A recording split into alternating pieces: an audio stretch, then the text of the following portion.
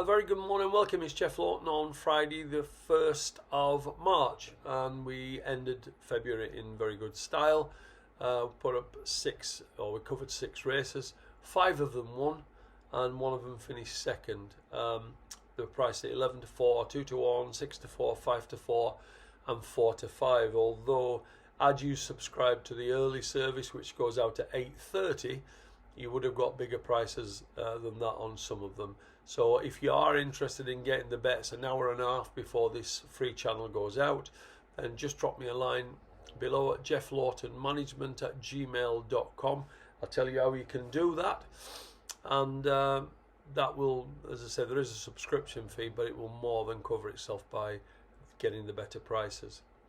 I also want to say that I'm only going to do this line in its present state and for another week, so you've got me until next Friday, but for Cheltenham week, which will be the following Saturday, right up until the Friday of Cheltenham, it will be a subscription only. So if you want to get involved with that, then drop me a line again. I'll tell you how much it costs and we can go from there.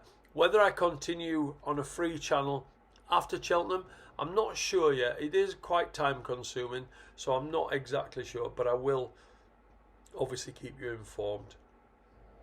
Now, I don't want this to be a tipping line, as I've said from the outset. I want it to be an educational line. I want you to be able to do what I do, and I taught myself, you can teach yourself. If you need any help, then I can help you. But I use the analogy all the time about the fish and the fishing rod. If I give you a fish, you eat well today, but if I give you a fishing rod and teach you how to use it, then you eat well every day, and that's what I'm trying to do for you. It's important that we bet in the right races where we're the favourite to win every time. Hence yesterday we got 5 out of 6 right, and we'll do that many times. On Sunday we had 3 out of 3, 2 out of 3 on Monday or whatever it was, but I know we'll certainly be making plenty of money doing this. I want you to make sure, and I'm going to ask a question, how many of you are actually writing down all your bets? Because that is very much something you have to do. I know I've said it, but I don't want to keep going on, but I will just say I think that's an important thing. Putting figures to them is an important thing, and betting in the right races is very important. So without further ado, I'm going to go on to today. We've only got one meeting over jumps that's at Newbury, and I'm going to cover a few races here. Unfortunately, the one I was keenest on as a non-runner, so I'm not going to cover that race. We start at 225. Now this could be a lot more competitive than it looks. Swift Hawk and Yellow Star both carry penalties after winning the maidens. They paid 85 grand for Swift Hawk from the flat, and he won well at Taunton, although the form doesn't look a lot, whereas Yellow Star won well from a horse of Dan Skelton's that they like. Throwing to that, Ithaca's Arrow was a similar rated horse to Swift Hawk on the flat. He's run 2 solid efforts over jumps behind Castlefort and Royal Way. Now he gets £7 from the top 2, and that will put him in the mix. But if I had to have an interest, it would probably be Le Fauve. Now, he ran well on his only start in France, but he's been pitched in at the deep end in a listed race and a Group 2 since he's joined Dan Skelton. He also gets £7 from the top 2. Now, this is a significantly lower grade today, and he should run well. But personally, I think it's a very difficult race, and I won't be having a bet in it of any consequence. Let's go over to the 335.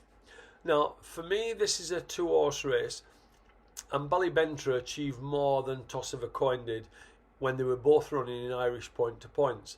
In fact, I thought he achieved more than Toss of a Coin did in their only hurdle race. Now, Ballybentra, despite making a total Olex at the second last, rallied to beat the odds-on and quite highly regarded south of the border at Sandown. Whereas Toss of a Coin, who went off at 8 to 13 that day on debut, and that was over 2 mile 5.5 furlongs, made hard work of beating a horse who was a self then beaten 34 lengths next time. Just to say to you, the form doesn't look that great to me. Now, the negative with Ballybentra is the jockey.